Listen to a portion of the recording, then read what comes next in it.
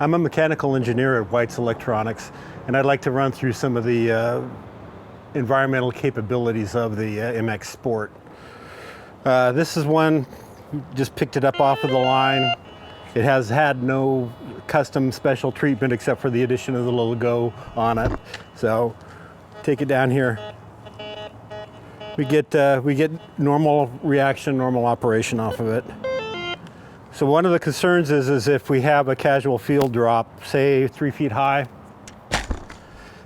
I know it looks pretty anticlimactic compared to other things that I've done to it, but fairly common event right there. Matter of fact, when I've been using this thing in the past, that's typically been what it is just hold your arm out and drop the machine. That's it's worked pretty good. So anyhow, I don't think we're going to have any problems with the machine normal operation from that. And another common event is to actually see a drop from a tailgate of a vehicle. And we'll do this a couple of times here. Let's get this thing. I want to make sure that we've actually got things well covered on it. Oh, okay. Well, that's pretty good. So, and she fires up. Another common one would actually be to have it on the top of the vehicle and have it slide off from that position. So that, something like that. Let's try it from over here, this orientation on it too. Okay, so the damage that we see from these things falling is typically just bruising and scratching, scuffing of the plastic itself where it's been impacted the hard surface. So you can tell the thing turns on normally. Another test is a topple test. For this one, we put a second mid-stage in the rod, bringing it up about a foot and a half, something like that. So from this vertical, we orient it in a specific way and literally drop it in that fashion. So we go through battery up, battery down, battery on its side,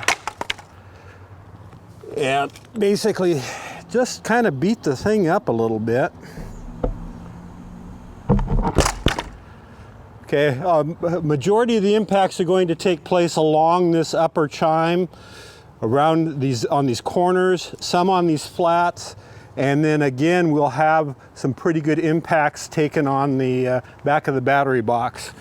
I'm going to go ahead and hook the loop up to it, and we will see just to make sure that we got a life on there. Actually, we can just check the electronics right now. So we did a power up. The electronics are viable.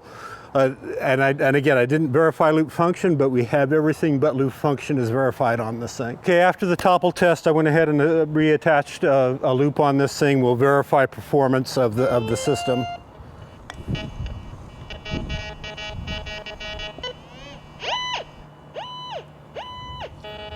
Yeah, I got a target there. Still works. Okay. This last one is really the separator for the systems here. I'm not certain how many other competing systems would actually be able to withstand this type of a test and still perform. So this is a 6 foot height, right on the end of the battery. We got this.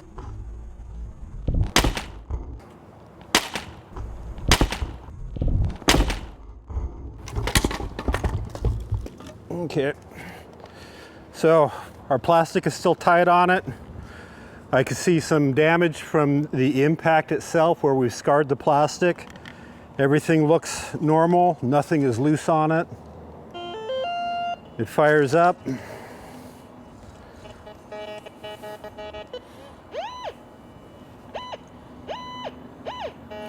And by George, it still finds a target.